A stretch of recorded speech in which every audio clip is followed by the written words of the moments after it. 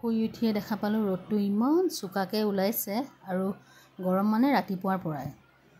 কাম বন কৰি আজৰি হ'লোঁ, খোৱাৰ সময় হ'ল। পাকঘৰলৈ বুলি যাওঁতে দেখা পালোঁ কঁঠাল গুটি কেইটামান আছে। ভাবিলোঁ আজি কঁঠাল গুটি পিটিকা খাওঁ, লগত আকৌ ঠাণ্ডা ভাত।